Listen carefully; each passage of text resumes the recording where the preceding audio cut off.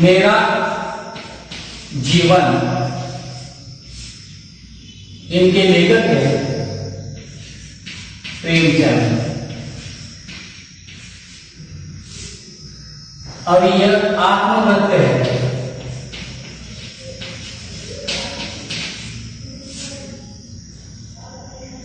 आत्मगत के लिए क्या है?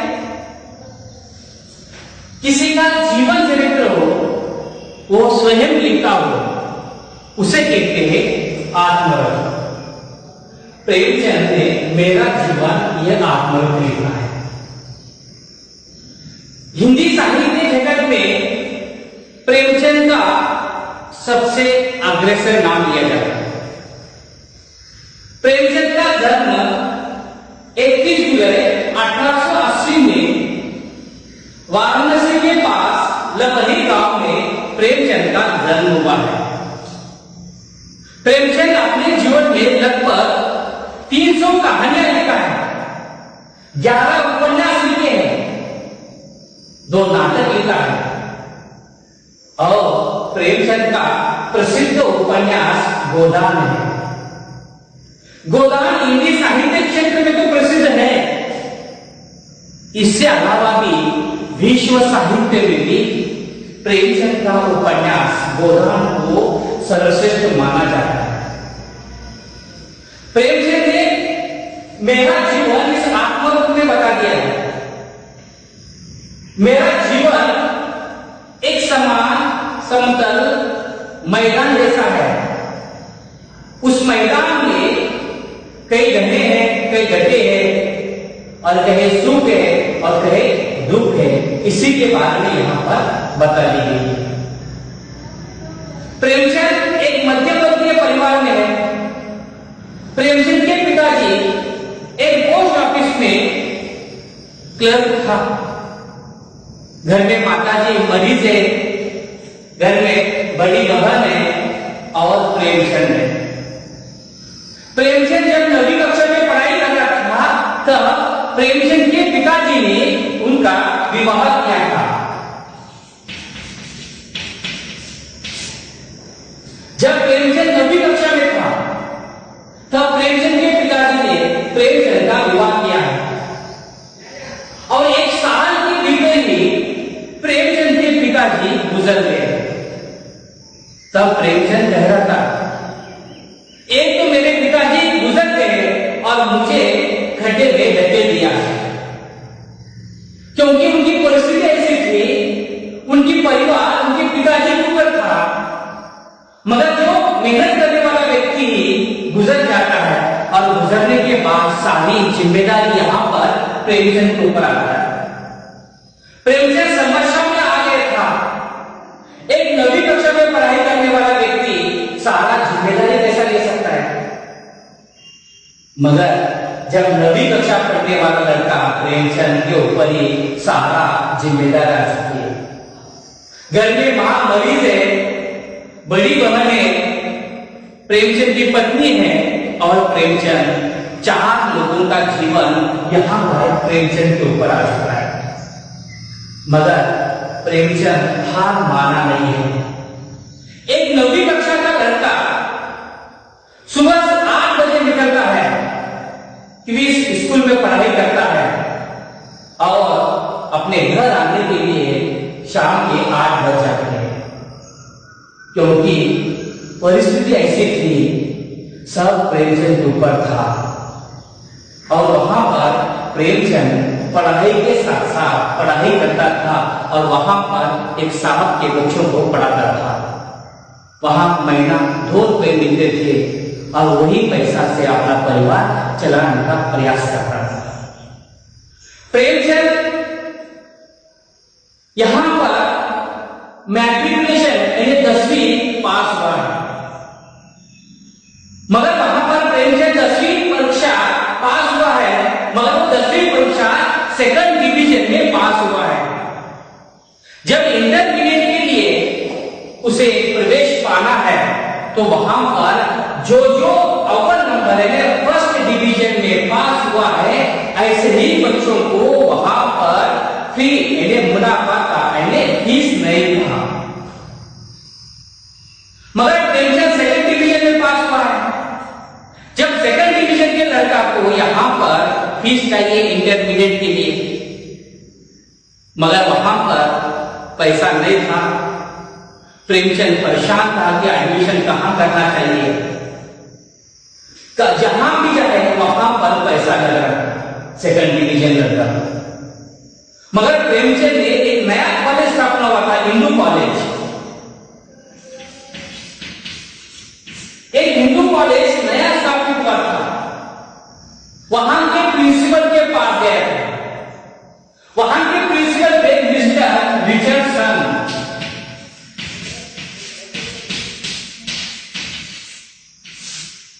वहां के प्रिंसिपल थे मिस्टर रिचर्डसन। तो प्रेमचंद ने मिस्टर रिचर्डसन के घर पे पहुंच चुका था। घर जाने के बाद वहां पर प्रेमचंद ने प्रिंसिपल से बातचीत किया था। तब मिस्टर रिचर्डसन ने कहा कॉलेज का जो मामला है वो कॉलेज में बात करना चाहिए, यहां पर नहीं है। तब फिर घर चला गया प्रेमचंद। अगला दिन प्रेमचंद कॉलेज, हिंदू कॉलेज पहुंच चुका है। हिंदू कॉलेज पहुंचने के बाद वहां पर प्रिंसिपल से बातचीत किया है और उन्होंने बता दिया था कि हमारे यहाँ पर सेकंड डिवीजन को प्रवेश लेना है, तो इस समिति के सदस्य के यहाँ पर सिफारिश पत्र लाना चाहिए। एक देहात का बच्चा है प्रेमचंद, शहर में कौन पहचाने। प्रेमचंद परेशान हो रहा है, मगर इधर उधर से दोस्तों के माध्यम से हिंदू कॉलेज समिति के सदस्य से वहां पर पता लगाया था।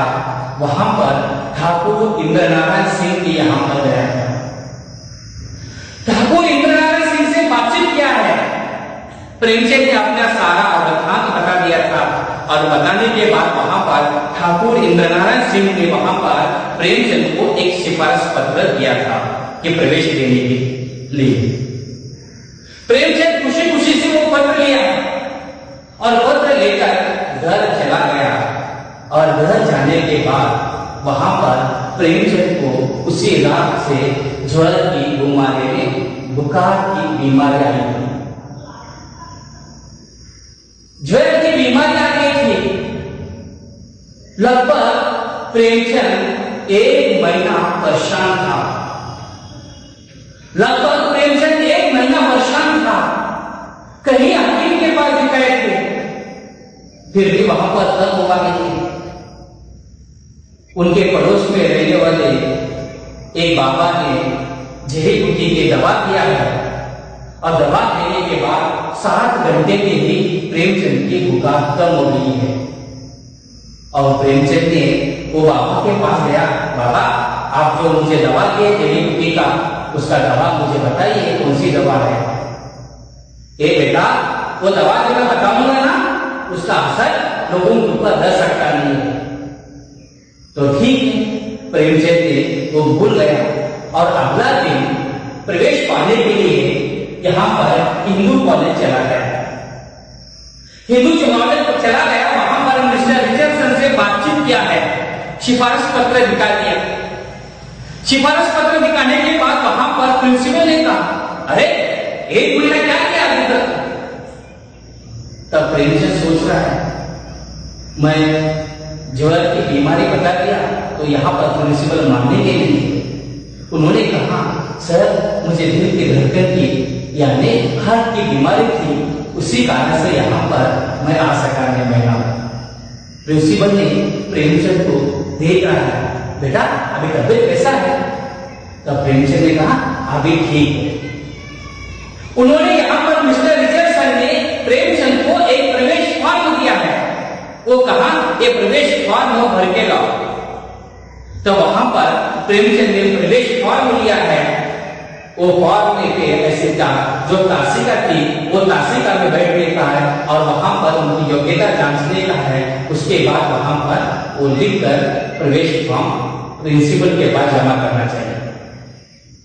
प्रेमचंद ने पहली तासिका के अंग्रेज, बंगाली के अध्यापक थे, अंग्रेजी तासिका पढ़ाए थे और उसमें प्रेमचंद बैठ चुका था।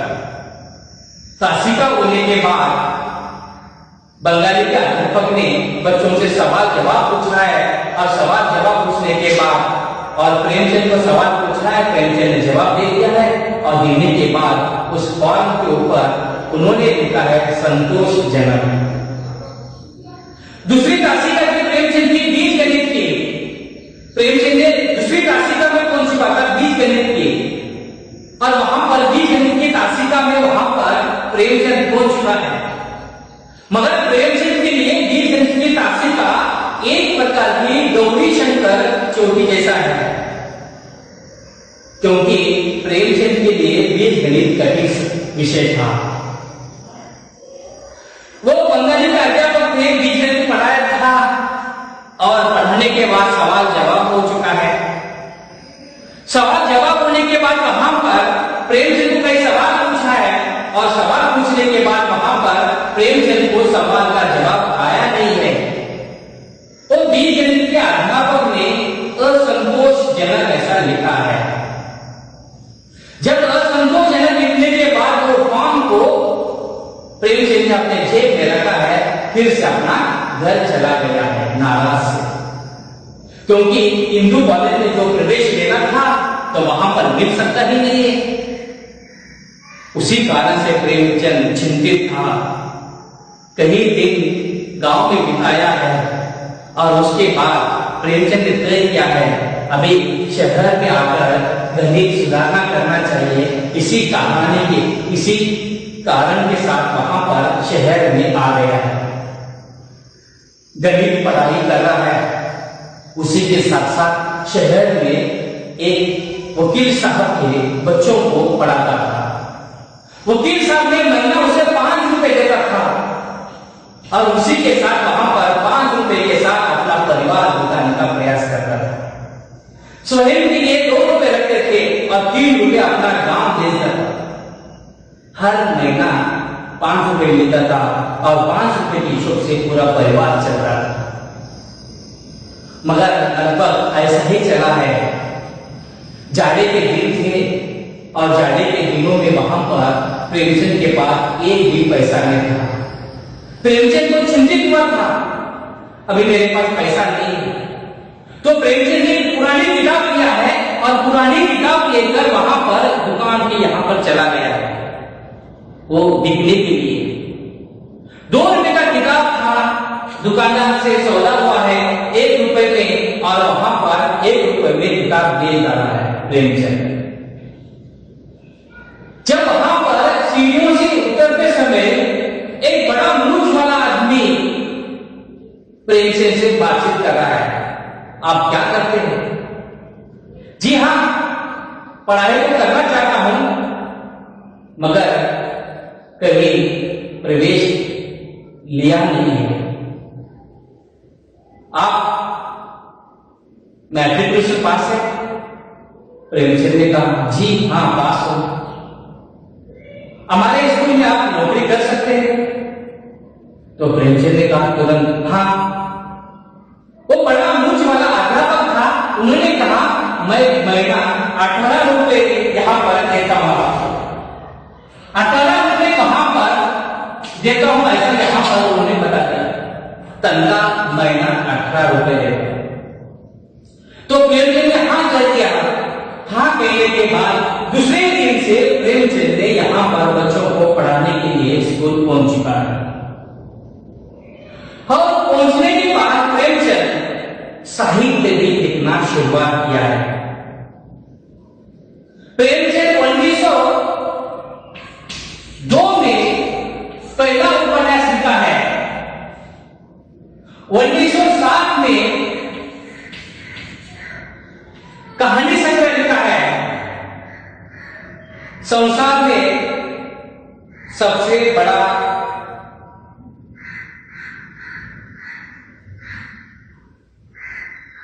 उसके बाद वहां पर 1909 में सोचे वतन यहां पर कहानी संग्रह लिखा है। 1909 में सोचे वतन कहानी संग्रह लिखा है। वो 5 कहानियों का संग्रह है। वो अपने स्वदेश के बारे में लिखा है। मगर प्रेमचंद सब यहां पर शिक्षा अधिकारी के रूप में काम करता था। वो दौरे पर काम करता था प्रेमचंद। हमीरपुर चला गया और शिक्षा के क्षेत्र में काम करने के लिए। तब वहां पर प्रेमचंद को जिलाधीश का संदेश वहां पर पहुंच चुका है, जल्दी से जल्दी आप हमें मिलिए। प्रेमचंद तुरंत जिलाधीश के यहां पर पहुंच चुका है। रातों रात चलकर वहां पर बैलगाड़ी के साथ वहां पर रातों रात गया है। जाने के बाद वहां पर प्रेमचंद के सामने सोजे वतन पिता रखा है और वहां पर बातचीत कर रहे लोग। तो वहां पर सोए सुप्रीडेंट पुलिस था, 2 डिप्टी इंस्पेक्टर थे और एक डिप्टी कलेक्टर था। ये सारे लोग प्रेमचंद के बारे में वहां पर एक बातचीत कर रहे हैं, सोजे वेतन के बारे में। एक सवाल पूछा है प्रेमचंद को। प्रेमचंद ने यहां पर जवाब देता रहता है। उसमें इंस्पेक्टर ने कहा, आपके सोजे वतन इस कहानी संग्रह में सीडिशन भरा हुआ है, राष्ट्रद्रोह भरा हुआ है। आप यहां पर अंग्रेज के सरकार है। यदि यहां पर मुगलों का राज होता तो आपके 2 हाथ काट डालते थे। प्रेमचंद चिंतित में आ चुका था। प्रेमचंद ने बातचीत किया है, कहा आप कितने कहानी संग्रह के प्रत निकाले थे? प्रेमचंद ने कहा मैं 1000 कहानी संग्रह के प्रत निकाले थे। कठिनाई से 300 बेचा था और 700 उनके सामने जमा कर दिया है। तब उसमें से एक पुलिस इंस्पेक्टर अच्छा था, उन्होंने प्रेमचंद के ऊपर कार्रवाई नहीं होना चाहिए ऐसा यहां पर प्रयास कर रहा था। तो वहां पर उसके माध्यम से प्रयास करने के कारण से प्रेमचंद के ऊपर यहां पर किसी प्रकार का कार्यवाही हुआ नहीं है। प्रेमचंद फिर से हमीरपुर यहां पर चला गया। हमीरपुर यहां पर चला जाने के बाद प्रेमचंद को पेचिश की बीमारी शुरू हुआ था।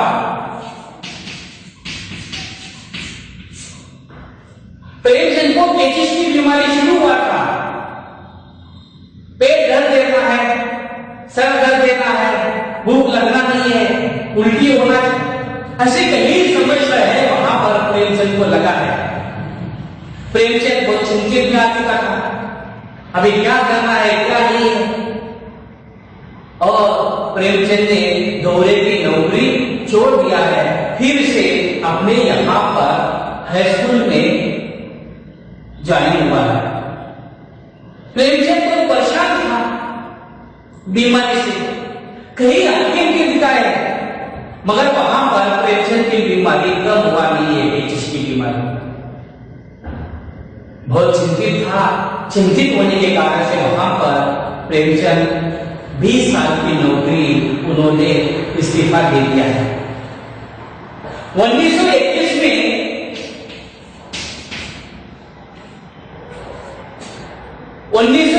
में असहयोग आंदोलन चल रहा था भारत देश में। तो वहां पर गांधी जी के मंत्र के अनुसार, गांधी जी के विचारों के अनुसार प्रेमचंद ने वहां पर असहयोग आंदोलन में शामिल हुआ है। 1921 में वहां पर प्रेमचंद ने नौकरी इस्तीफा दे दिया है और देहात में जाकर चरखा काटने का काम कर रहा है। प्रेमचंद को 7 दिन में ही यहां पेचिश की बीमारी कम हुआ है। कम होने के बाद पूरी तरह से प्रेमचंद ने यहां पर पूरा यहां पर लोगों की सेवा करने में जुटा हुआ है। देहात में रहना है, गांधी जी के विचारों से आगे बढ़ना है और उसी के साथ लोगों की सेवा करना है, साहित्य लिखना है। ऐसे में ही प्रेमचंद माहौल आगे बढ़ रहा है और वो थोड़ा सा वो पेचिश की बीमारी कम होता चला गया है। फिर वहां पर शहर में आ गया और शहर में आकर वहां पर साहित्य लिखना शुरुआत कर रहा है। तब अंत में प्रेमचंद कह रहा था कि भगवान को जो इच्छा होती है वही होता है और मनुष्य का उद्योग भी इच्छा के बिना सफल नहीं होगा। प्रेमचंद का कहना है जो अपने हाथ में कुछ नहीं है, जो कुछ भी है वो भगवान के, जो कुछ भी है वो भगवान कर सकता है। भगवान जिस तरह से कर सकता है उसी तरह से अपना हो सकता है। इच्छा के बिना कुछ हो सकता नहीं है। जब यहां पर प्रेमचंद ने मेरा जीवन इस आत्मतत्व ने बता दिया था कि व्यक्ति के जीवन में कहीं सुख भी आते हैं और दुख भी आते हैं और ये सुख और दुख दोनों को साथ लेकर अपने जीवन बिताना चाहिए। इतना यहाँ पर इस आत्मतत्व में बता दिया। धन्यवाद।